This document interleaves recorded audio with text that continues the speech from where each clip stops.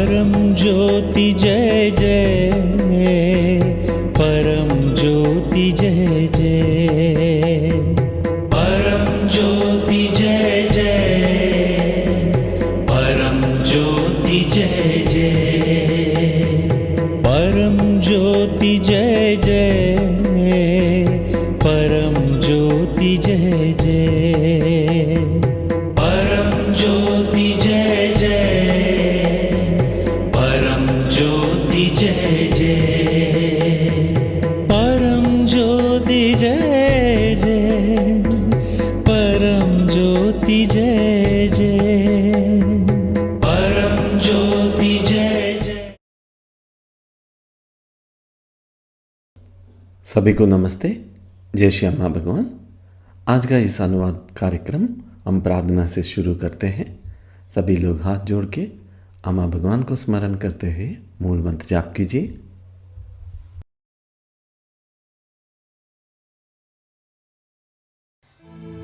ओम सच्चिदानंद परब्रह्मा पुरुषोत्तम परमात्मा श्री भगवती समेत श्री भगवते नमः। श्री भगवती समेत श्री भगवते नमः। श्री भगवती समेत श्री भगवते नमः। श्री भगवते नमः। श्री भगवते नमः। ओम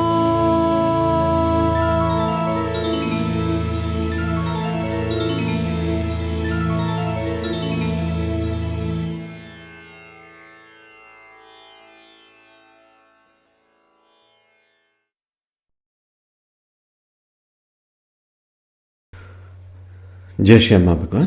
पहला प्रश्न। पाद प्रणाम श्री भगवान। श्री अम्मा भगवान प्रतिदिन पूरे ग्रह पर हजारों चमत्कार कर रहे हैं। श्री अम्मा भगवान ये सब कैसे करते हैं? धन्यवाद श्री भगवान। श्री भगवान जी ने ऐसा समाधान दिया है, यह बताना कि चमत्कार कैसे करते हैं काफ़ी आसान है, लेकिन आप उन्नत क्वांटम कंप्यूटरों के आने का इंतज़ार करना होगा। जब वे आ जाएंगे तब मैं तुम्हें समझ पाऊंगा कि ये सब कैसे किया जाता है, पर उनके बिना आप यह समझना संभव नहीं है कि ये सारी बात कैसे हो रही है। लेकिन जब वे आ जाएंगे तब आप यह ठीक ठीक समझना बहुत आसान होगा कि हम चमत्कार कैसे करते हैं।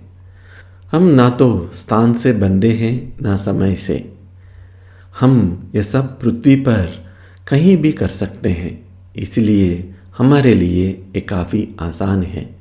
लेकिन हम ये कैसे करते हैं, इसे आसानी से समझाने के लिए जब क्वांटम कंप्यूटर तैयार हो जाएंगे, हमारे पास क्वांटम कंप्यूटर तो है पर वे अभी बच्चे जैसे हैं, और भी एडवांस्ड जो होंगे वे भी आने बाकी हैं। जैसे ही वे आ जाएंगे आप ये समझना आसान हो जाएगा, क्योंकि यह ब्रह्मांड वैसा नहीं है जैसा आप उसे समझते हो। ब्रह्मांड बहुत बहुत अलग है। वास्तविकता भी तुम्हारी सोची हुई और विज्ञान की सोची हुई वास्तविकता से बहुत अलग है। वह विज्ञान से परे की कोई चीज़ है और उसे केवल क्वांटम कंप्यूटरों की सहायता से ही समझाया जा सकता है। तो जब तुम्हारी ब्रह्मांड के बारे में, वास्तविकता के बारे में और तुम्हारे कौन हो और क्या हो के बारे में समझ बदल जाएगी, तभी हम तुम्हें समझा पाएंगे कि यह सब कैसे हो रहा है। वरना तुम्हारे लिए ये समझने का कोई तरीका नहीं है कि ये चीज़ें कैसे की जाती है, लेकिन उन क्वांटम कंप्यूटरों के आने में बहुत ज़्यादा समय नहीं लगेगा और जब वे आ जाएंगे तब तुम्हारे लिए ये समझना काफ़ी आसान हो जाएगा कि हम ये सब कैसे कर पा रहे हैं। तुम्हें इसके बारे में थोड़ा और इंतज़ार करना होगा। अगला प्रश्न, पादप्रणाम श्री भगवान, इतने सारे चमत्कार करने का कारण क्या है? श्री भगवान जी ने ऐसा समाधान दिया है। देखिए, हम सभी कलयुग के संध्या काल में हैं। आप जानते हैं कि कलयुग धीरे धीरे समाप्त हो रहा है और स्वर्णयुग आ रहा है। स्वर्णयुग में केवल चमत्कार होंगे। आप कह सकते हैं कि ये चमत्कारों का साम्राज्य होगा, किंगडम ऑफ मिरेकल्स। चमत्कार आम बात ही होगी, तो यह शुरुआत है उस काल की। इसलिए पूरे ग्रह पर चमत्कार हो रहे हैं। आज रूस में चमत्कार हो रहे हैं, चीन में, अमेरिका में, अफ्रीका में, दक्षिण अमेरिका में भी। हम एक ही समय पर पूरे पृथ्वी पर चमत्कार करते हैं। और क्योंकि स्वर्णयुग आ रहा है, हालांकि हम अभी एक भयानक युग में रहते हैं और कलयुग का भी अभी भी है, जो धीरे धीरे अंत हो रहा है और नया युग धीरे धीरे आ रहा है। दोनों प्रक्रिया हो रही है। कलयुग अभी भी है, लेकिन वह धीरे धीरे दूर जा रहा है। स्वर्णयुग आ रहा है, इसलिए चमत्कार हो रहे हैं। अब पूरे पृथ्वी पर चमत्कार हो रहे हैं और यह और अधिक अधिक होंगे। स्वर्णयुग में यही स्थिति होगी। हर किसी के पास चमत्कार होंगे। यह एक अलग दुनिया होगी। हम अभी इसकी शुरुआत देख रहे हैं। इसी समय में आसपास आपके पास क्वांटम कंप्यूटर भी होंगे, जिनसे आप समझ सकेंगे कि ये चमत्कार क्यों और कैसे हो रहे हैं। अगला प्रश्न, पादप्रणाम प्रिय श्री भगवान, कुछ गुरुओं द्वारा चमत्कारों पर हमला क्यों किया जा रहा है? श्री भगवान कृपया बताइए। धन्यवाद। श्री भगवान जी ने ऐसा समाधान दिया है। कुछ गुरु क्यों चमत्कार पर हमला कर रहे हैं, मुझे वास्तव में इसका कोई आइडिया नहीं है। जरूर कोई वजह होगी कि वे चमत्कार पर हमला कर रहे हैं, लेकिन मुझे इसका कोई ज्ञान नहीं है। आप लोग इसे मुझसे बेहतर समझ सकते हैं। यह आपके लिए ज़्यादा समझना आसान है। आपको ही पता लगाना होगा कि वे चमत्कारों पर हमला क्यों कर रहे हैं और चमत्कार लोगों पर ज़बरदस्ती तोपे नहीं जाते। आप मांगते हैं तब आपको चमत्कार दिया जाता है।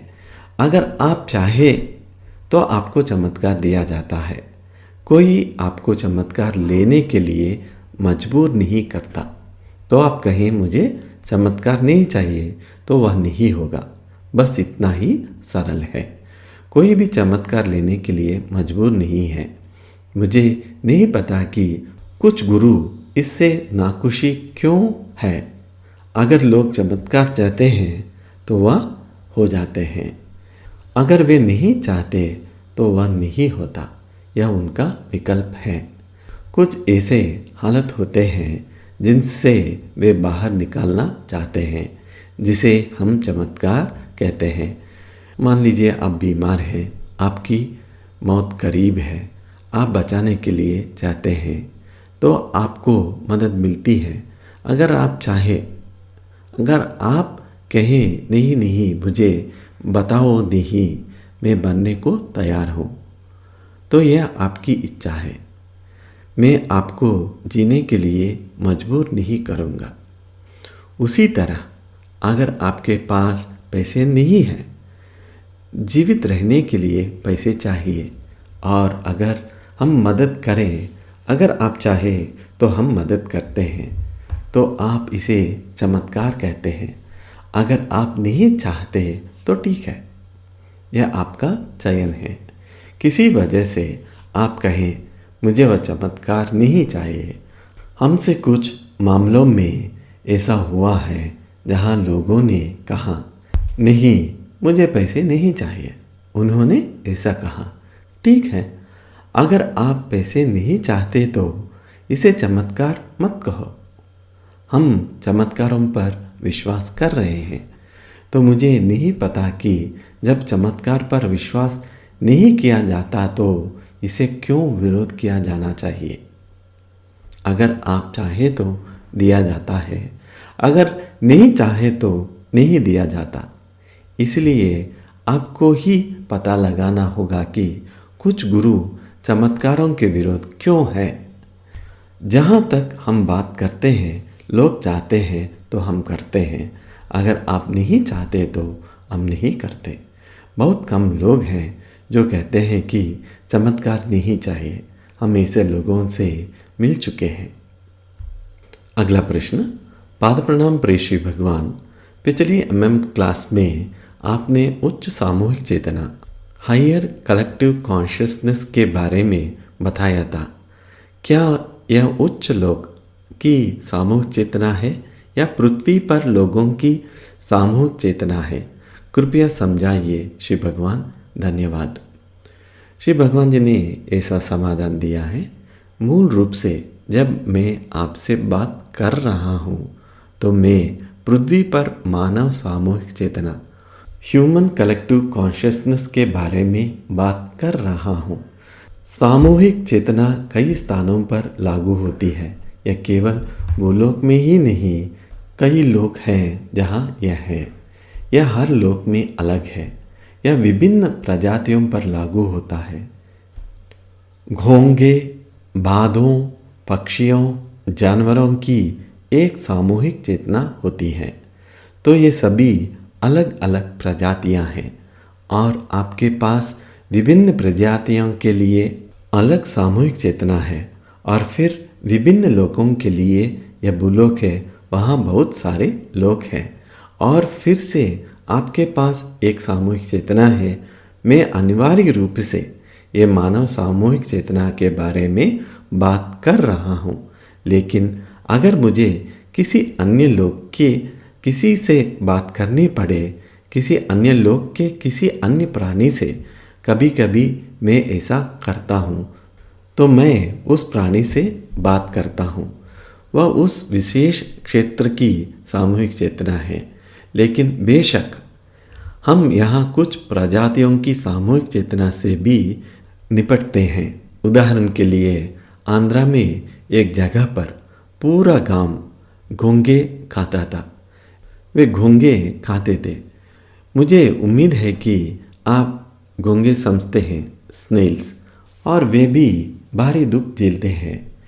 वे अपना जीवन जीना चाहते हैं, लेकिन आप उन्हें पकड़ते हैं और फिर आप उन्हें छीलते हैं और फिर आप उन्हें पकाते हैं और फिर आप उन्हें खाते हैं। तो क्या हुआ? उनकी अपनी सामूहिक चेतना है, घोंघे की वह सामूहिक चेतना, और हम किसी प्रकार के संपर्क में हैं। तो आप जानते हैं उन्होंने क्या किया? उस विशेष गांव का एक बड़ा घोंघा श्रीमूर्ति पर चढ़ गया और श्रीमूर्ति से चिपक गया। तो लोगों ने इसे श्रीमूर्ति से हटाने की कोशिश की, लेकिन घोंघा नहीं हटा। और फिर क्या हुआ? फिर अचानक पूरा गांव आया। उन्होंने श्रीमूर्ति के सामने साष्टांग प्रणाम किया और एक वादा किया कि हम घोंघे नहीं खाएंगे। एक बार जब वादा किया गया तो बड़ा घोंघा नीचे आ गया और उसे उस जगह से सुरक्षित रूप से बाहर निकाला गया। अब घोंघे को कैसे पता चला कि श्रीमूर्ति पर चढ़ो और फिर गांव आएगा? और यह सब हो सकता है, यह सामूहिक घोंघा चेतना द्वारा किया गया था। इस तरह वह ऐसा कर सका।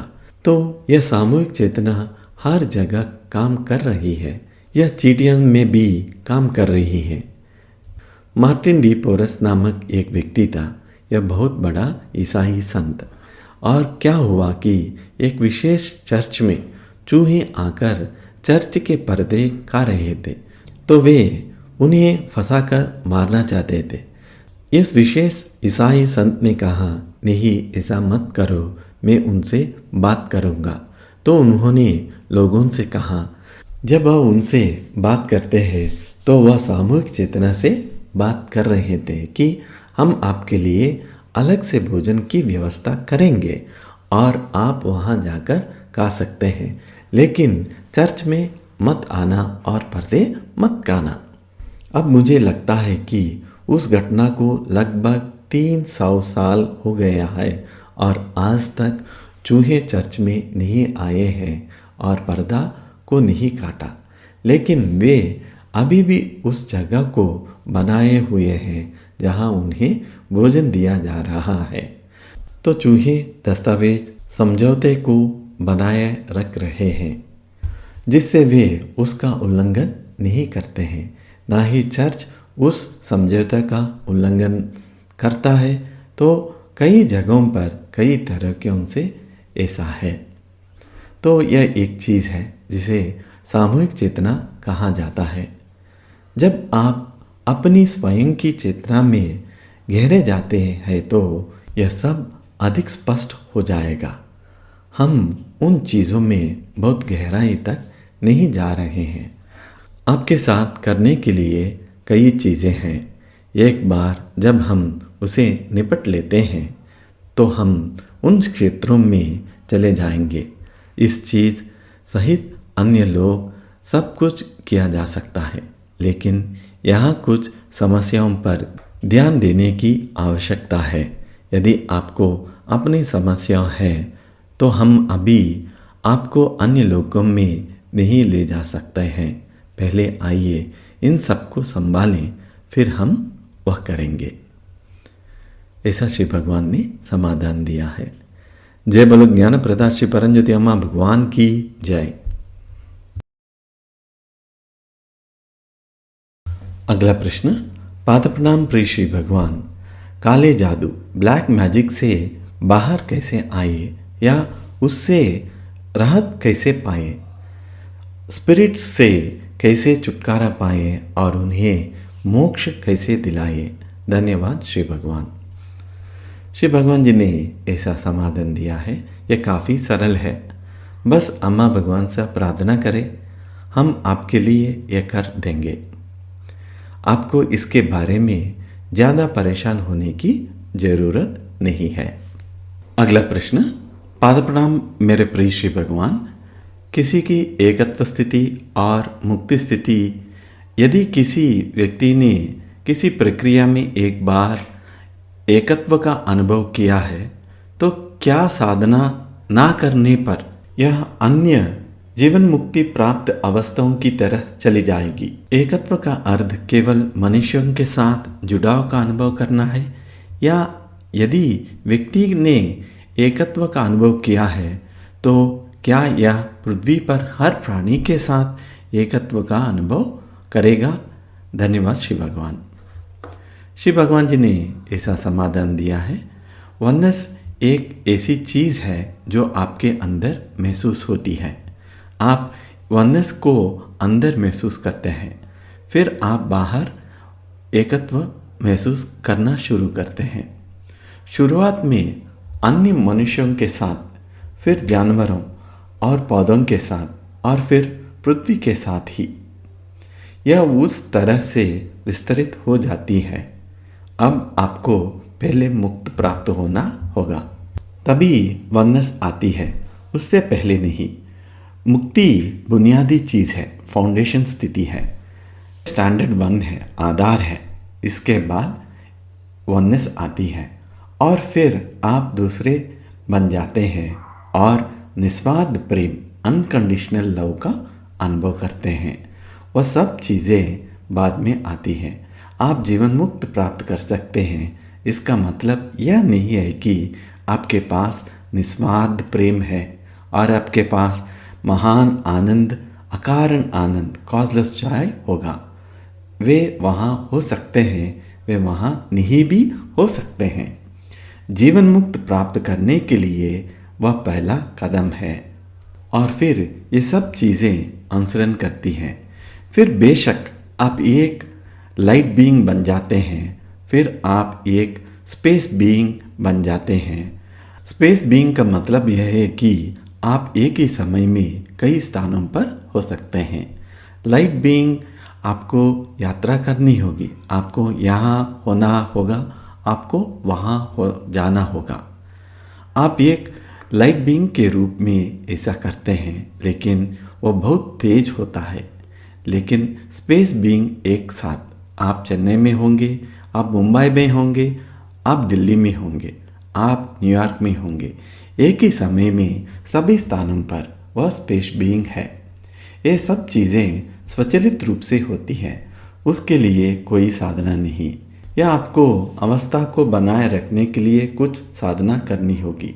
शुरुआत में वे आएगी और वे जाएगी, धीरे धीरे धीरे धीरे, और यह लंबा और लंबा होता जाता है और यह लगभग स्थायी हो जाता है। आपको मुक्त प्राप्त करना होगा, बस इतना ही। एक बार जब आप मुक्त प्राप्त कर लेते हैं तो वे सब अनुसरण करते हैं। बहुत से लोग मुक्त पर अटके हुए हैं, बस इतना ही। जब आप जीवन मुक्त होते हैं, जीना इतना आनंद होता है, आप जानते हैं। इसीलिए उन्हें सब और कोई रुचि नहीं है और कुछ लोगों के लिए यह आता रहता है। आप एक वननेस बीइंग बन जाते हैं, फिर आपको लाइट बीइंग बन जाते हैं और स्पेस बीइंग बन जाते हैं। वह सब चीज़ें आप बन जाते हैं। यात्रा अनंत है। लेकिन इसके बारे में बात क्यों करें? आइए पहले अपनी दुनियावी समस्याओं के बारे में बात करें। आप चाहते हैं कि आपकी शादी सफल हो, आप एक प्रमोशन चाहते हैं, आप अधिक पैसा कमाना चाहते हैं, अधिक कारें खरीदें, वह सब आप चाहते हैं। इसमें कुछ भी गलत नहीं है। आप अपने इहम को पूरा करना चाहते हैं। हम इहम के बिल्कुल खिलाफ नहीं हैं, तो उसे पूरा करें, उसका आनंद लें। लेकिन एक समय आएगा जब आप परम में जाना चाहेंगे। उसे स्वचालित के रूप में होने दो, तब आपको परम मिलेगा और परम एक अनंत यात्रा है। जिन लोगों के बारे में हम बात करते हैं वे वास्तविक लोग हैं, लेकिन आपको इसे देखना और अनुभव करना होगा। वह सब आपके साथ होगा। हमने वास्तविक लोगों के बहुत सारे उदाहरण एकत्र किए हैं और केवल तभी जब हमें पता चलता है कि यह स्पष्ट प्रमाण है, हम कुछ चीज़ों के बारे में बात करते हैं। जब तक प्रमाण बहुत स्पष्ट ना हो, प्रमाण जिसे लोग स्वीकार कर सकते हैं, इसके लिए क्या प्रमाण है? हमारे लिए या आपके लिए प्रमाण नहीं है। आप चीज़ों को एक अलग स्तर पर देखते हैं। उदाहरण के लिए हम एक ऐसा व्यक्ति को जानते हैं जो नरक गया था। अब नरक में उसे कुछ भोजन दिया गया। उसे नरक में भोजन दिया गया था। आम तौर पर वे आपको नरक में यातना करते हैं, लेकिन उसे नरक में कुछ भोजन दिया गया था और फिर जब वह होश में आई, नरक से बाहर आई, तो उसने वॉमिट कर दी। उसने ऐसा भोजन उल्टी कर दिया जिसे उसने यहाँ सेवन नहीं किया था। उसने वह भोजन नरक में खाया था। वह काफ़ी बड़ी प्रमाण में आप नरक से कुछ वापस लाए हैं। तो आप उदाहरण दे जा सकते हैं। ये सब चीज़ वास्तविक है, लेकिन जो लोग मुक्ति से परे चले गए उनके लिए बहुत वास्तविक है, लेकिन वे इसके बारे में बात नहीं करते क्योंकि इसका आपके लिए कोई मतलब नहीं होगा। वहाँ यदि आप किसी भोजन की प्रेमी हैं, दूसरों लोगों में यह तुरंत आपके सामने प्रकट हो जाएगा। एक बार जब वे वहाँ जाते हैं तो बहुत से लोगों को अभी भी अस्वस्थ भोजन की लत होती है, लेकिन एक अंतर है कि एक बार जब वे इसे चाहते हैं तो वह प्रकट होता है। विचार और वास्तविकता के बीच में अंतर वहाँ बहुत कम है। आपको ज़्यादा कुछ नहीं करना है। आप एक डोसा चाहते हैं, डोसा आपके सामने प्रकट हो जाएगा, फिर आप उसे खाते हैं। यह एक अलग दुनिया है। जो लोग कारों से प्यार करते हैं उनके पास वहाँ कारें हैं। जो लोग झोपड़ियों में रहने की आदी है वे वहाँ झोपड़ी में रह रहे हैं। दूसरे लोकों में वे झोपड़ियों में रह रहे हैं। तो उनके पास एक तरह की अवधारणा है कि आपको ये सरल जीवन चाहिए, एक झोपड़ी में रहना चाहिए। वह अच्छा है। आप गरीबी की पूजा कर रहे हैं। गरीबी की पूजा करने में कुछ भी गलत नहीं है। उन्होंने गरीबी की पूजा की, लेकिन वहाँ भी वे झोपड़ी में रह रहे हैं। और जो लोग बंगलों की आदी है वहाँ भी बंगलों में रह रहे हैं। यह सब आपके लिए अजीब होगा। दूसरे लोक में ये चीज़ें कैसे हैं, लेकिन वे वहाँ हैं। ऐसा श्री भगवान ने समाधान दिया है। जय बोलो ज्ञानप्रदा श्री परमज्योति भगवान की जय। अगला प्रश्न, पाद प्रणाम श्री भगवान। नाम जप का क्या महत्व है? क्या अम्मा भगवान का नाम जप मुक्ति प्राप्त करने में मदद करेगा? धन्यवाद श्री भगवान। श्री भगवान जी ने ऐसा समाधान दिया है। आध्यात्मिकता में कई मार्ग हैं। आपको एक ऐसा मार्ग चुनना होगा जो आपको उपयुक्त हो। हर मार्ग कुछ ना कुछ परिणाम देगा, लेकिन वही चीज़ नहीं। मार्ग अलग होगा और जहाँ आप जाते हैं वह अलग है। ब्रह्मांड इतना विशाल है। पूरा ब्रह्मांड एक ब्रह्म है। आप जो भी ब्रह्म चाहें वह बन सकते हैं। एक विशेष ब्रह्म की स्थिति क्या है? ब्रह्म है। तो बस यही है। तो आप किसी भी मार्ग का अनुसरण कर सकते हैं। यह आपको उस ब्रह्म तक ले जाएगा। वह मार्ग आपको वहाँ ले जाने वाला है। तो हमारे पास सभी मार्ग हैं। आप अपनी पसंद के किसी भी मार्ग पर जा सकते हैं। तो नाम जब परिणाम देगा। तो आप जो कुछ भी करते हैं, आप जिस भी मार्ग का अनुसरण करते हैं वह परिणाम देगा। ऐसा नहीं है कि एक विशेष मार्ग परिणाम नहीं देगा और यह देगा। नहीं, हर मार्ग परिणाम देगा। यदि आप मुंबई जाने वाली ट्रेन में चढ़ते हैं तो आप मुंबई जाएंगे। यदि आप दिल्ली जाने वाले ट्रेन में चढ़ते हैं तो आप दिल्ली जाएंगे। ऐसा नहीं होगा कि आप दिल्ली जाने वाले ट्रेन में चढ़े और मुंबई पहुंच जाइए। वह मार्ग परिभाषित करेगा कि आप कहाँ जाते हैं। जिस दूसरे लोक के बारे में हम बात कर रहे हैं वह एक ऐसा लोक है जहाँ आप जाते हैं, क्योंकि वह मार्ग है जिसे आप दिखा रहे हैं। यदि आप किसी मार्ग का अनुसरण कर रहे हैं तो आप वहाँ जाएंगे। वहाँ भी यह आपकी मदद करेगा। आपको आश्चर्य होगा। कुछ लोगों ने मुझसे पूछा है, उन्होंने मुझे भीख मांगी है, कृपया हमें नरक ले जाएं। यह अजीब है कि वे नरक जाना चाहते हैं।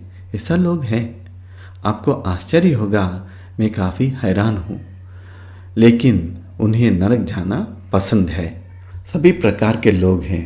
लोग अलग हैं, तो उनके पास अपना मार्ग है। ऐसा नहीं है कि सभी एक ही मार्ग पर जाना है, इसलिए हम वननेस कहते हैं। यह एकत्वम समानता नहीं है, सेमनेस नहीं है। धर्म में हम समानता के बारे में बात नहीं करते हैं कि सभी समान हो। बिल्कुल नहीं। हर कोई अद्वितीय अलग है। केवल वननेस है, एकत्व है। आप अपने मार्ग पर जाइए जहाँ भी आप जानना चाहते हैं। दूसरा व्यक्ति कहीं और जा रहा है। दोनों के बीच कोई टकराव नहीं है। वे दोनों सद्भाव में मौजूद है। आपका लक्ष्य एक ब्रह्म है। आपकी यात्रा एक ब्रह्म है। आप एक ब्रह्म है। सब कुछ एक ब्रह्म है। क्या है वहाँ? कुछ भी वास्तविकता नहीं है। आपके पास जिस भी तरह का ब्रह्म आप चाहते हैं वह है, बस इतना ही। अपने ब्रह्म को चुनना आप पर निर्भर है। या एक हिंदू ब्रह्म हो सकता है, या एक इस्लामी ब्रह्म हो सकता है, या एक ईसाई ब्रह्म हो सकता है, या एक बौद्ध ब्रह्म हो सकता है, या एक नास्तिक ब्रह्म हो सकता है। वहाँ नास्तिक लोग भी हैं लोग, लेकिन वहाँ नास्तिक है। यह बहुत आश्चर्यजनक है। यदि आप एक विश्व भ्रमण कर जाते हैं तो आपको लोकों का भ्रमण कर सकते हैं, वह संभव है। बहुत शुरुआत दिनों में लोगों को छोटे समूह ऐसा करते थे, लेकिन फिर इसमें बहुत अधिक ऊर्जा और समय लगता है। उन्होंने कहा, हम बुनियादी बातों पर ध्यान केंद्रित करेंगे। हम अधिक से अधिक लोगों को ले जाने की कोशिश करेंगे। आजकल हम केवल लोगों को नरक में ले जा रहे हैं और वापस ला रहे हैं। बहुत अधिक नरक आप सहन नहीं कर पाएंगे। एक समय था जब हम लोगों को कई साल पहले नरक ले जाते थे, लेकिन जैसा कि हमें नरक में पीटा जा रहा है और यहाँ शरीर में खून निकल आएगा। तभी मेरे पिता, जिन्होंने एक बार यह देखा, उन्होंने मुझसे एक वादा लिया कि मैं ऐसा नहीं करूँगा। उन्होंने कहा, यह देखना बहुत भयानक है, यह बहुत भयानक है। नरक में जो होता है उसे होने दो, लेकिन कृपया इसे इस भौतिक दुनिया में मत करो। उन्होंने कहा, कोई भी दूसरे व्यक्ति को नरक में भूनते हुए या नरक में काटते हुए नहीं देख पाएंगे। यह भौतिक है, इसलिए हमने उन पहलुओं को कम कर दिया, लेकिन वे दुनिया वास्तविक है। लेकिन समग्रता एक भ्रम है। वास्तविकता में कुछ भी नहीं है, यह एक भ्रम है। तो इस भ्रम को कौन बना रहा है, या भ्रम क्या है, उसके लिए यह समय नहीं है। फिर से आपको समझाने के लिए हमें हर चीज़ के लिए क्वांटम कंप्यूटर की आवश्यकता होगी, अन्यथा आपके समझने का कोई तरीका नहीं है। हम आगे बढ़ते हैं, ऐसा श्री भगवान ने समाधान दिया है। अगला प्रश्न, प्रिय श्री भगवान, शक्तिशाली होमों के साथ हमें आशीर्वाद देने के लिए आपका बहुत बहुत धन्यवाद। इस वर्ष के सुदर्शन होम का क्या महत्व है, और श्री अम्मा भगवान होम के प्रतिभागियों को क्या दिव्य उपहारों के आशीर्वाद देंगे। हमें इस वर्ष के सुदर्शन होम में भाग लेने के लिए खुद को कैसे तैयार करना चाहिए। धन्यवाद श्री भगवान। श्री भगवान जी ने ऐसा समाधान दिया है, हम सब मूल रूप से लोगों को मुक्ति दिलाने पर केंद्रित है, जीवन मुक्ति दिलाने पर केंद्रित है। अब उसके लिए आपको देखने की कला, आर्ट ऑफ सीइंग, सीखनी होगी। इसीलिए यह होम आपको देखने की कला में मास्टर बनने के लिए तैयार करेगा। हमने दुनिया भर में अपनी सभी प्रयोग किए हैं और यह बहुत अच्छा चला है। लोग काफ़ी आसानी से वहाँ पहुँच पा रहे हैं।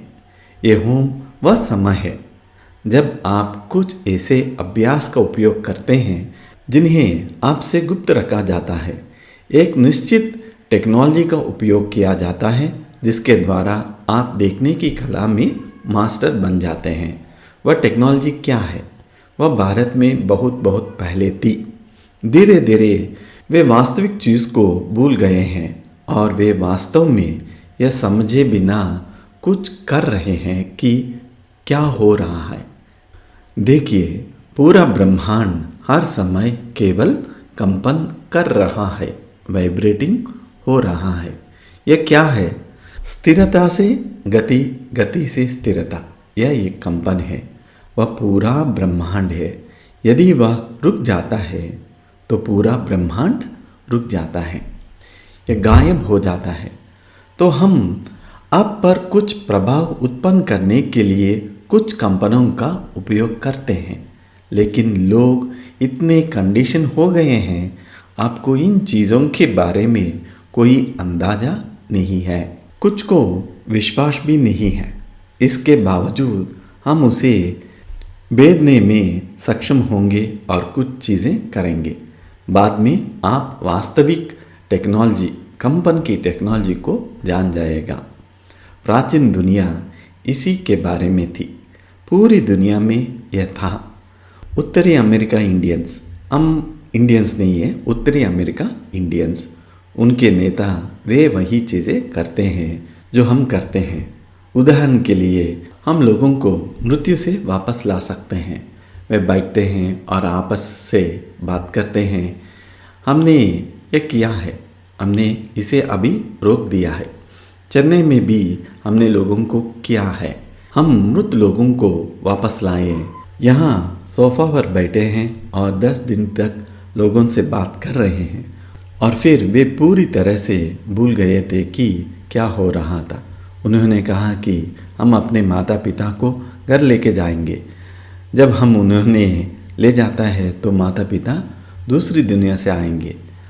आप उन्हें घर नहीं ले जा सकते। एक बार जब हमने एक पश्चिमी व्यक्ति के लिए कुछ किया तो उसने कहा कि हम ये करेंगे। मैं मुखिया से मिला। वे भारत आए हैं और उन्होंने कहा कि हमारे पास ये अभ्यास है, ये प्राचीन अभ्यास है। वे प्राचीन दुनिया में, पूरी दुनिया में बहुत सामान्य थे। लगभग हर कोई भूल गया है। होमाओं में हम धीरे धीरे यह सब पुनः प्राप्त कर रहे हैं और अब इसका उपयोग आपको देखने की कला में मास्टर बनने के लिए तैयार करने के लिए किया जाएगा। आप में से कई लोग देख सकते हैं, लेकिन यह आपको गहराई में ले जाते हैं और फिर जीवन मुक्ति बस कोने में ही है। इसके अलावा इससे कुछ शेष समस्याएं हैं जिन्हें हम पहले हल नहीं कर पाए थे, उन्हें अब हम बेहतर ढंग से हल कर पाएंगे। लगभग कोई भी समस्या हल हो सकती है। इसमें समय लगता है या इस बात पर निर्भर करता है कि हम किस टेक्नोलॉजी का उपयोग कर रहे हैं। होमा एक टेक्नोलॉजी है, लोग इसे भूल गया है, लेकिन यहाँ और वहाँ कुछ प्रैक्टिसेस हैं जहाँ वे जानते हैं कि इसका उपयोग कैसे करना है। अन्यथा यह अधिक डम्मी प्रक्रिया की तरह है। मैं अभी बहुत जल्दी में बात नहीं कर सकता। ऐसा श्री भगवान ने समाधान दिया है। जय बोलो ज्ञान प्रदाता श्री परमज्योति भगवान की जय।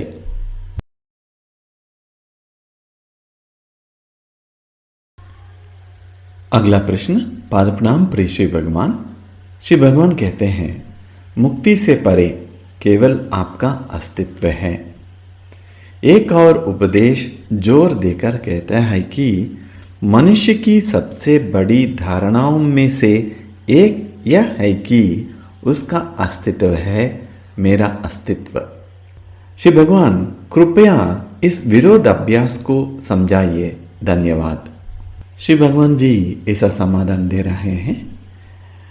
उनका मतलब दो अलग अलग चीज़ों से है।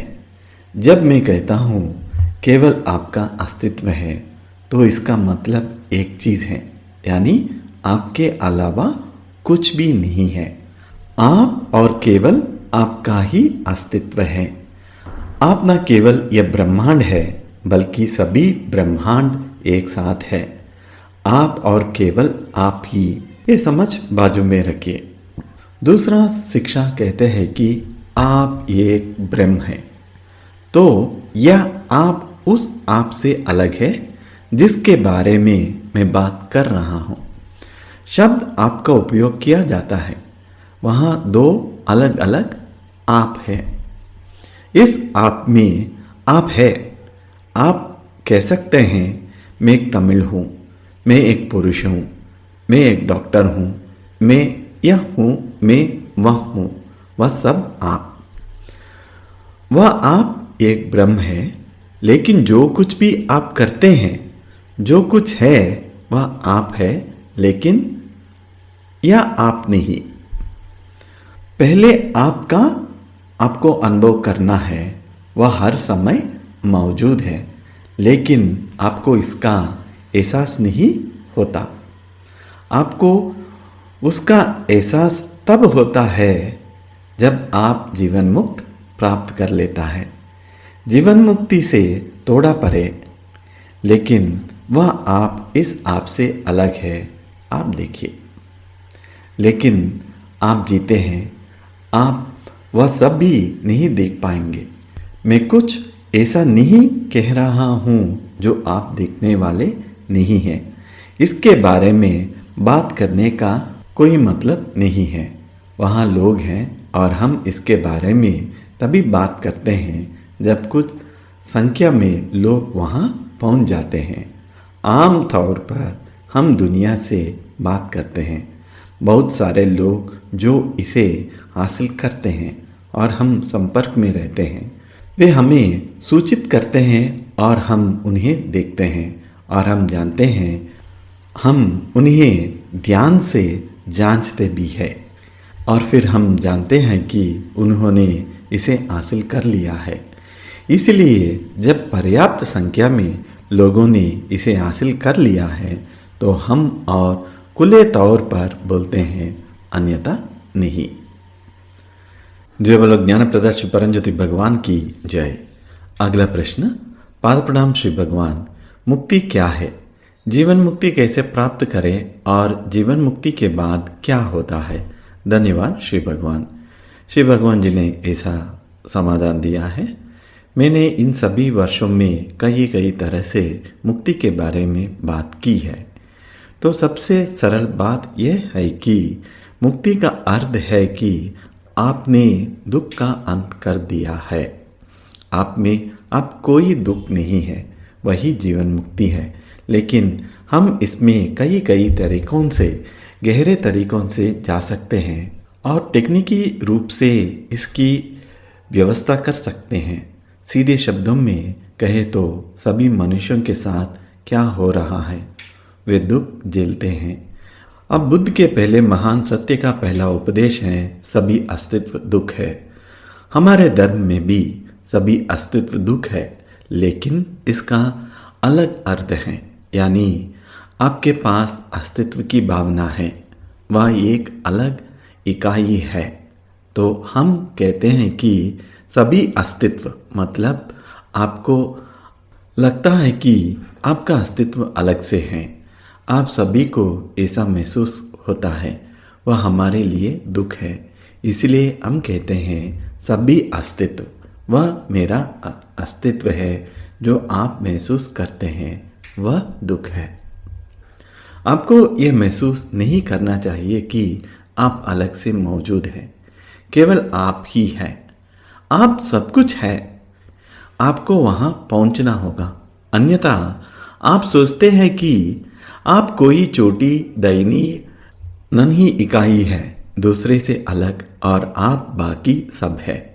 अस्तित्व की वह भावना, अलग अस्तित्व ही वह है कि जिसे हम दुख कहते हैं। कथन का एक अलग अर्थ है। बुद्ध कहते हैं सभी अस्तित्व, सब कुछ दुख है। कार्य दुख है, शरीर दुख है, पेड़ दुख है, सब कुछ दुख है। उस अर्थ में वह बात कर रहे हैं। हम भी उन्हीं शब्दों का प्रयोग करते हैं, लेकिन अर्थ अलग है। यहाँ इसका अर्थ है सभी अस्तित्व। आप सोचते हैं कि आपका अस्तित्व है, एक बार केवल आप ही होंगे। आप यह नहीं सोचेंगे कि आप मौजूद हैं, केवल दूसरा मौजूद है। आप कहते हैं कि आप मौजूद हैं, अन्यथा आप ऐसा कैसे कह सकते हैं कि यह दुख है?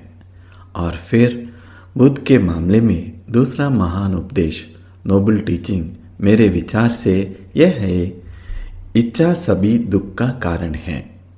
तो मेरे पास वह नहीं है। ऐसा नहीं है कि यह गलत है, ऐसा नहीं है कि यह गलत है, लेकिन हमारे लिए दुख का कारण मन है। केवल मन ही दुख का कारण है। इसका काम क्या है? इसका काम मूल रूप से आपको जीवित रहने में मदद करना और दुख उत्पन्न करना है। यह एक दुख उत्पन्न करने वाली मशीन है। आपका मन एक मशीन है। आपका मन आंशिक रूप से मस्तिष्क ब्रेन है और आंशिक रूप से मस्तिष्क के बाहर है। अधिकांश मन आपके भौतिक मस्तिष्क के बाहर है। इसका एक हिस्सा मस्तिष्क है। मस्तिष्क एक फिल्टरिंग तंत्र है। यह बहुत कुछ फिल्टर कर देता है। वह यही करता है। और ऐसे मामले में जहाँ लोग हैं जो अधिकांश मस्तिष्क के बिना जीवित है, यह एक बंदर का मस्तिष्क है, फिर भी कार्य कर रहे हैं। कैसे? मन बाहर है, वह पदभार संभाल कर काम कर पाता है। तो मन ज़्यादातर बाहर है, एक छोटा सा हिस्सा अंदर है, कार्यात्मक चीज़ों को छोड़कर। वह निश्चित रूप से मस्तिष्क को कुछ करना पड़ता है, देखभाल करनी पड़ते हैं, अन्यथा आपके मस्तिष्क को ज़्यादा कुछ नहीं करना है, यह बाहर है। तो आप किसी प्रकार के विचार क्षेत्र में रहते हैं।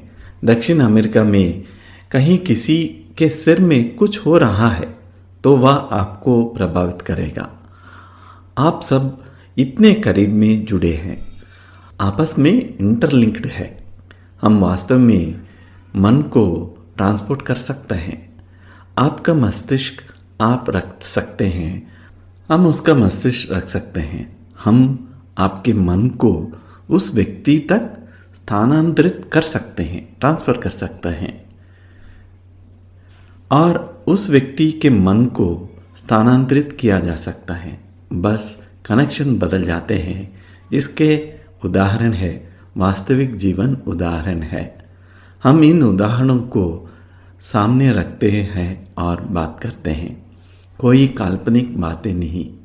राम से श्याम बन जाता है, श्याम से राम बन जाता है पूरी तरह से, लेकिन उनके शरीर नहीं बदलते हैं। तो अब मस्तिष्क को इस तरह डिज़ाइन किया गया है, कम से कम हमारे विकास के इस स्तर पर कि वह दुख उत्पन्न करे। यहाँ तक कि आनंद भी, आप आनंद ले रहे हैं, धीरे धीरे वह दर्द बन जाएगा। आप प्यार में पड़ते हैं, धीरे धीरे वह नफ़रत बन जाएगी।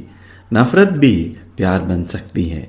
यह दोनों तरह से काम कर सकता है। यह सब मन ही कर रहा है, मस्तिष्क कर रहा है, आंशिक रूप से मस्तिष्क। लेकिन मन जो मस्तिष्क से परे भी है, वह ये चीज़ों कर रहा है।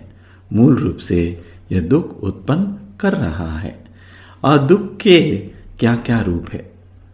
शारीरिक दुख वह सब जानते हैं। फिर साइकोलॉजिकल सफरिंग, मनोवैज्ञानिक दुख, मानसिक दुख। आप कुछ संपत्ति को देते हैं, आप किसी से प्यार करते हैं, दूसरे आपसे दूर भाग जाते हैं, दुख होता है। मनोवैज्ञानिक दुख, साइकोलॉजिकल सफरिंग, आपको पहला नंबर नहीं मिलता, आपको दूसरा नंबर मिलता है, आप दुखी होते हैं। फिर अस्तित्व संबंधी दुख, एग्जिस्टेंशियल सफरिंग है। यह समझाने के लिए सबसे कठिन हिस्सा है।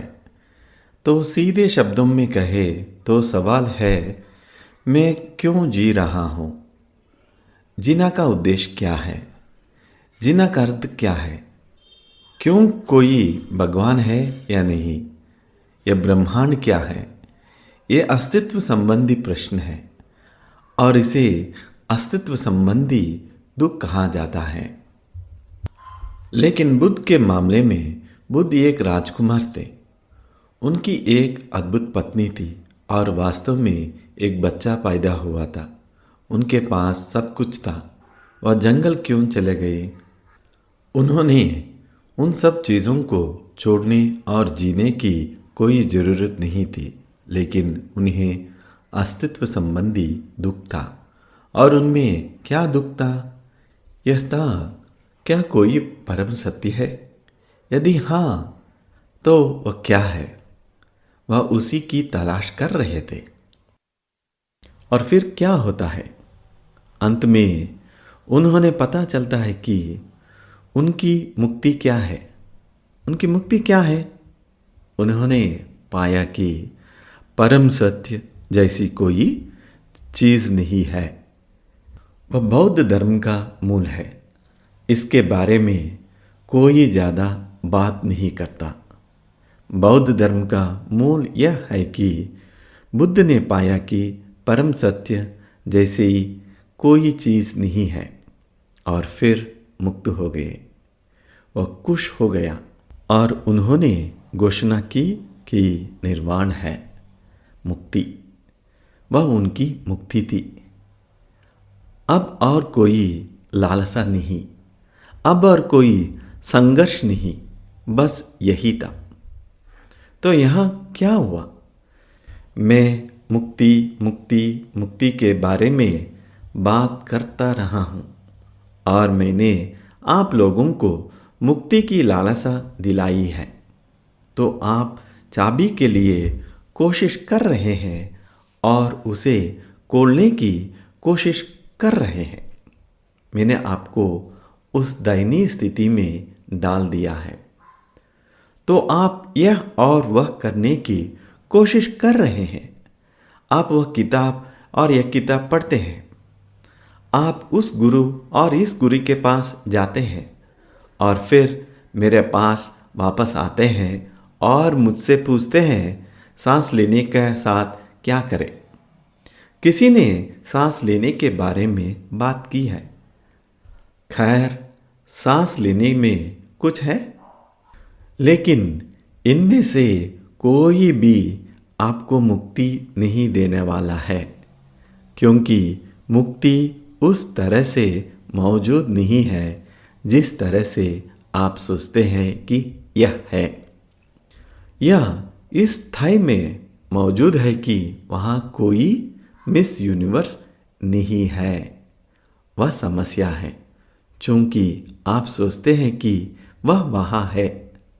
लेकिन क्या आप चुप रह सकते हैं?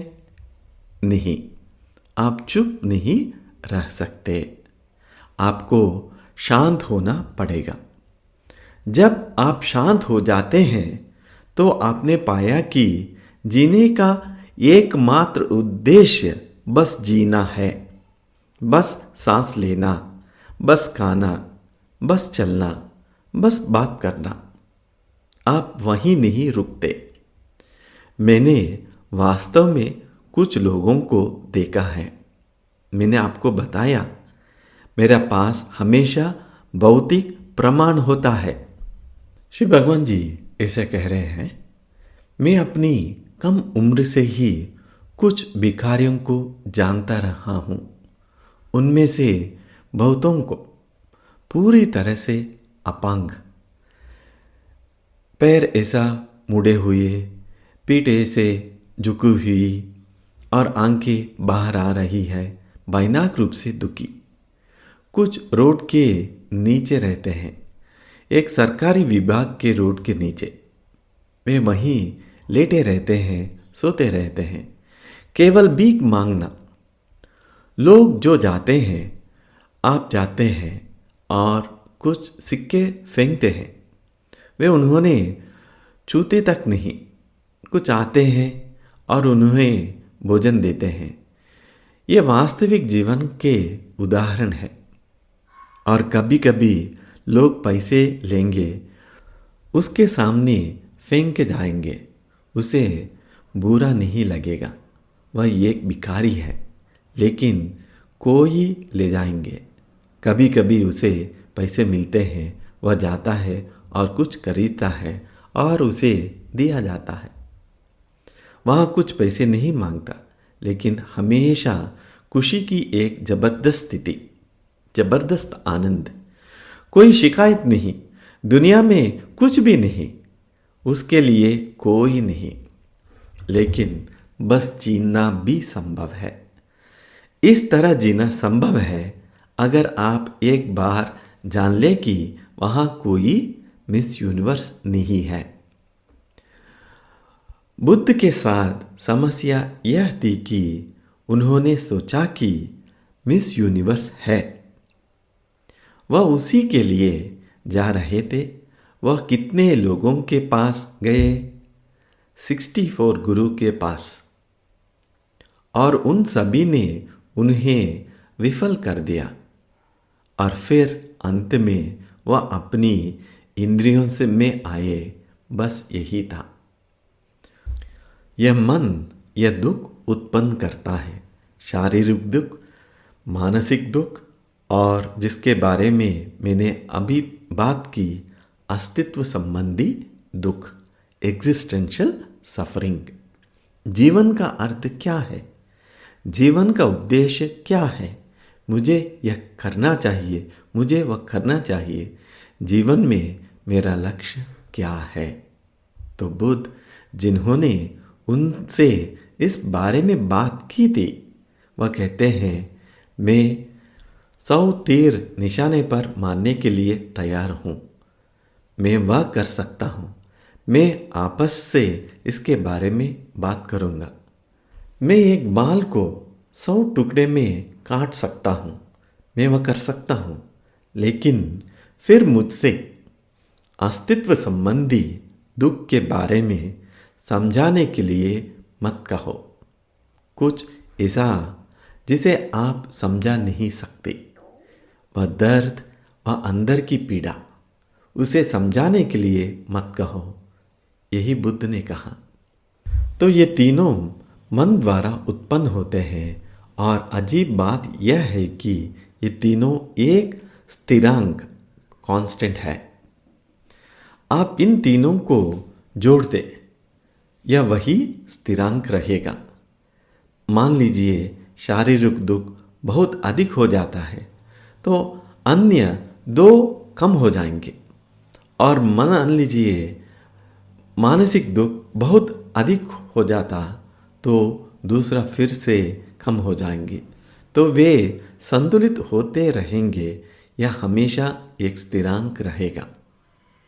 तो इसीलिए आप पाते हैं कि कुछ लोग जब उन्हें बहुत अधिक मानसिक दुख होता है तो वे अपने शरीर को काटते हैं, खुद को इंजेक्शन लगाते हैं, यह करते हैं वह करते हैं। वे मानसिक दुख को कम करने के लिए शारीरिक दुख उत्पन्न कर रहे हैं, और संभालने के लिए सबसे भयानक दुख अस्तित्व संबंधी दुख है। अब लियो टॉल्स्टॉय के साथ क्या हुआ? यह बहुत अधिक हो गया और फिर उन्होंने अपनी पिस्तौल ली, खुद को गोली मारने की कोशिश की। गोली बाहर नहीं निकली। वो उनके जीवन का महत्वपूर्ण मोड़ था। उसी से उन्हें जीवन मुक्ति हुआ। कुछ भी किसी को भी मुक्ति तक ले जा सकता है। इस तरह लियो टॉल्स्टॉय को जीवन मुक्त हुआ। वह जीवन समाप्त करना चाहते थे और फिर महत्वपूर्ण मोड़ आया। बुद्ध जंगल की ओर भाग रहे थे।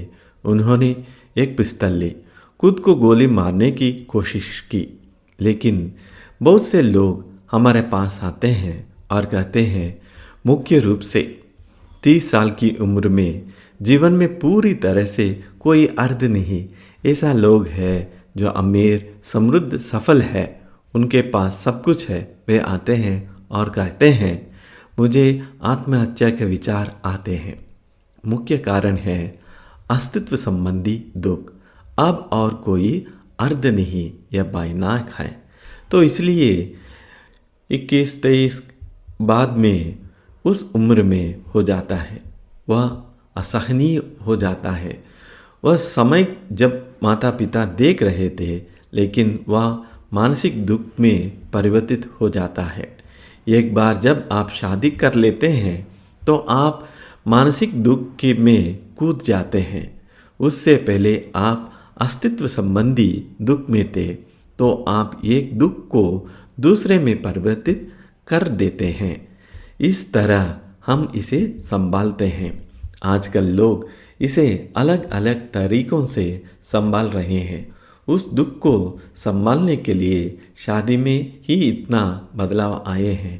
तो अब आपको एहसास होता है कि मन ही जो दुख उत्पन्न कर रहा है, या आपका मन, मेरा मन, हमारा मन, या उसका मन नहीं है, या मन है।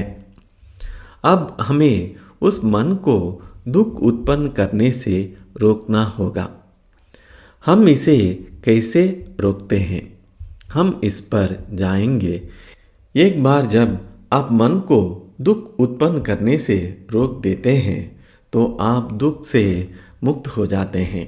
तो हम देखने में थोड़ा आगे बढ़ेंगे और फिर हम होमा में और बाद के कार्यक्रम में इसमें और गहराई तक जाएंगे। तो अब बुद्ध इच्छा दुख का कारण है, यह उनका टीचिंग है, और कहते हैं कि दुख को समाप्त करना संभव है। और उन्होंने 8-fold पाथ अष्टांगिक मार्ग का उपयोग किया। हम इच्छा और उन सब की चीज़ों से चिंतित नहीं हैं, तो वह भी दुख को समाप्त करने से चिंतित है।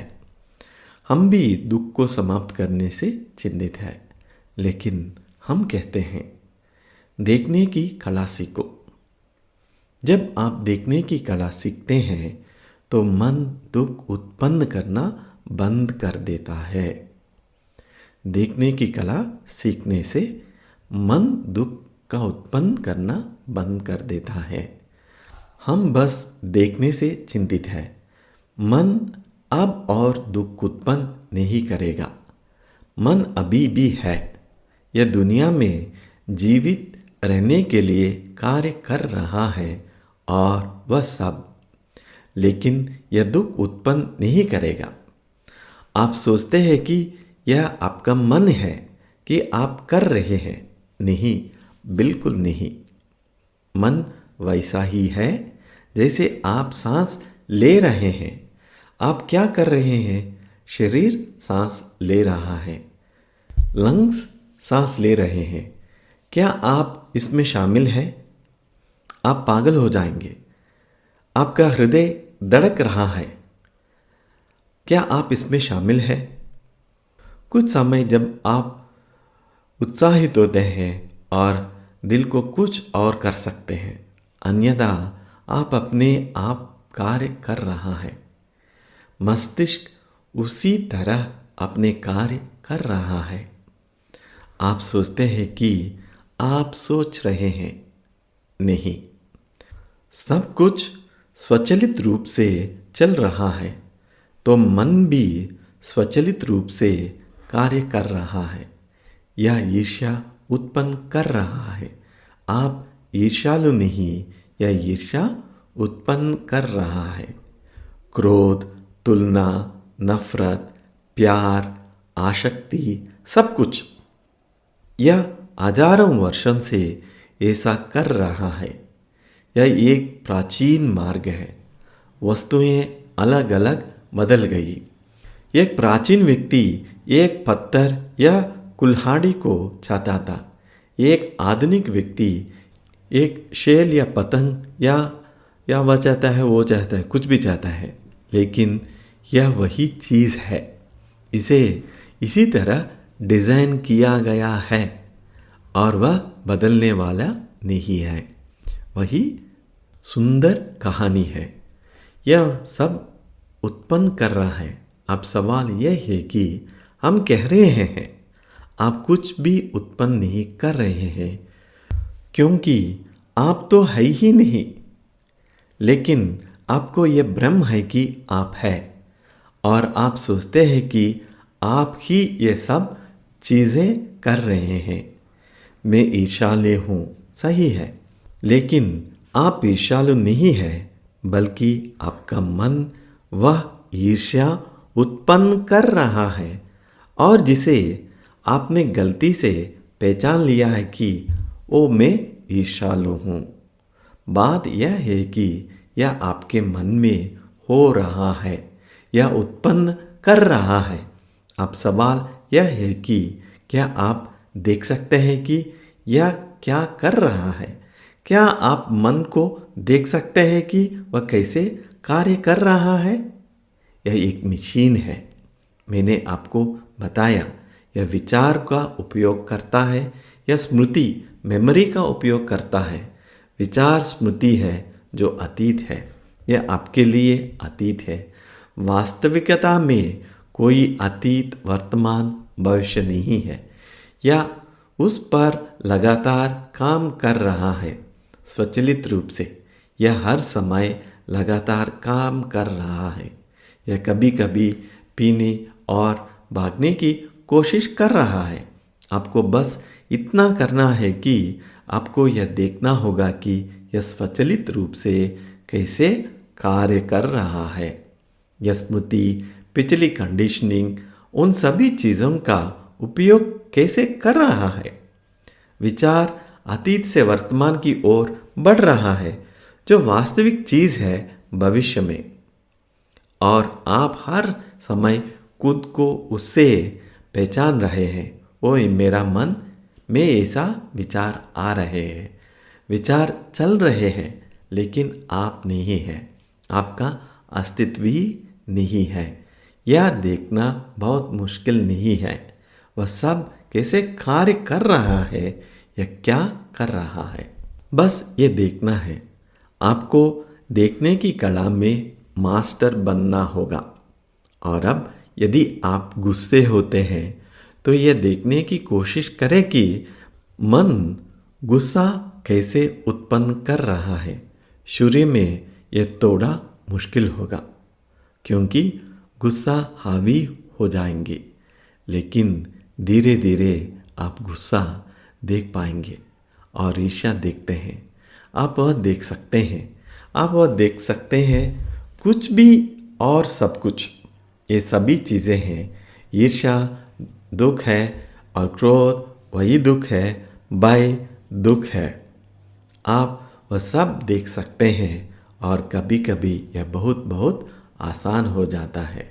हम वहाँ आपकी मदद करते हैं। श्री परमज्योति का महान अनुबंध आपको देखने में मदद करेगा। लोग हैं वास्तविक उदाहरण दे रहे हैं। एक दिन में उन्होंने यह कला सीखी, कला में महारत हासिल की है। मुख्य रूप से न केवल भारतीय, पोलिनेशियाई, चीनी, फ्रांसीसी, जर्मन लोगों ने महारत हासिल की है। रूस में और अन्य यूरोप देशों में कुछ स्थानों पर उन्होंने इस कला में इतना महारत हासिल किया है। वे आनंद की इतना अच्छी स्थिति में हैं, वे आनंद को ट्रांसफ़र करने में सक्षम थे कि कुछ चर्च में, मैं अभी सटीक देशों का उल्लेख नहीं कर रहा हूँ, वे है, लेकिन चर्च खाली है, इसलिए लोग चर्च में नहीं आ रहे हैं। वे हमें इसका उपयोग करने के लिए दिए गए हैं। हमारे लोग वहाँ जाते हैं और चर्च में लोगों को आनंद स्थिति ट्रांसफ़र करते हैं। फिर हम चर्च को छोड़ देंगे और चर्च हमें पदभार संभालने और इसका उपयोग करने की अनुमति दे रहे हैं, और वे आनंद से भरे हुए हैं, तेजी से फैल रहे हैं, और रूस में भी हमें अनुमति है। इसके बजाय हम देखने की गहरी अवस्था में जा रहे हैं। यह सब हो रहा है, यह चीन में हो रहा है, रूस में हो रहा है, जापान और कुछ अधिक देशों में हो रहा है। लोगों ने यह कला हासिल कर ली है, तो आपको यह देखना होगा कि क्या हो रहा है। जब आपको यह भावना आती है, यह हर समय दुख है, चाहे यह दुख है वो दुख है, और कुछ दुख के साथ आ रहा है, गुस्सा, डर, ईर्ष्या, वह सब चीज़ें, प्रेम, यहाँ तक कि प्रेम के पीछे भी दुख है। तो हम इधर प्रेम की बात नहीं करते हैं, प्रेम का शब्द के बारे में प्यार बुला सकते हैं। हमेशा खोने का डर है। आपको बस यह देखना होगा कि यह कैसे काम कर रहा है, यह इसे कैसे उत्पन्न कर रहा है। फिर क्या होता है जब आप इसे देखना शुरू करते हैं?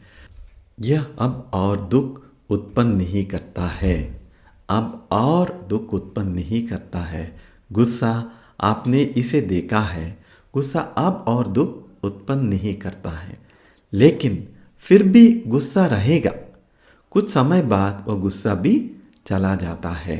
तो गुस्सा चला गया है, दुख पूरी तरह से चला गया है, कोई दुख नहीं है। तो बुद्ध दुख को समाप्त करना चाहते थे। उन्होंने अष्टांगिक मार्ग 8 फोल्ड पाथ का उपयोग किया है। आप उस मार्ग का अनुसरण कर सकते हैं। यहाँ हम कहते हैं देखने की कला में महारत हासिल करें। दुख चला गया है तो मान लीजिए कोई मेरे पास आता है, वह कहता है कि मैं दुखी हूँ क्योंकि मुझे एक वित्तीय समस्या है। तो मैंने कुछ लोगों के साथ यह किया है, मैंने उन्हें देखने की कला सिखाई है और उन्हें यह जल्दी मिल गया। जल्दी का मतलब एक दिन के भीतर उन्हें यह मिल गया और समस्या जारी रही, फिनेंशियल प्रॉब्लम जारी रही, लेकिन फिर दुख चला गया। क्या आप जानते हैं कि क्या हुआ? कुछ समय बाद फिनेंशियल प्रॉब्लम भी हल हो गई या किसी तरह से हल हो गई। हो सकता है कि जिस तरह से वह चाहता था उस तरह में नहीं, लेकिन किसी तरह से यह हल हो गई। यह लगभग सभी समस्याओं पर लागू हुआ। तो अगले चरण में आपको देखने की कला में मास्टर बनना होगा। तो होमा में हम आपको उसी के लिए प्रेरित करेंगे। यही है श्री भगवान जी का दर्शन का अनुवाद। आप कुछ समय के लिए इस देखने की कला के बारे में सोचिए और मनन चिंतन कीजिए।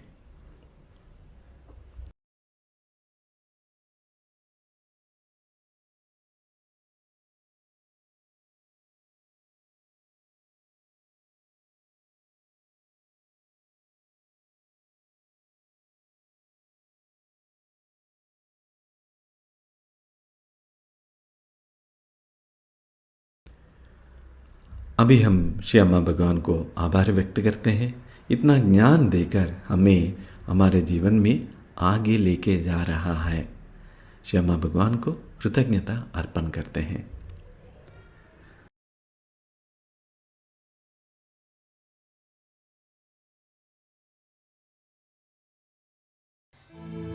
ॐ सच्चिदानन्द परब्रह्मा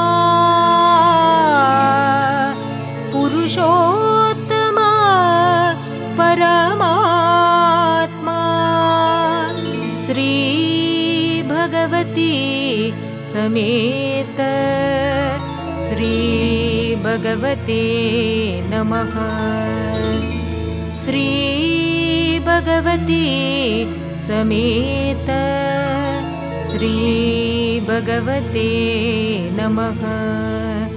श्री भगवती समेत श्री भगवते नमः। श्री भगवते नमः। श्री भगवते नमः।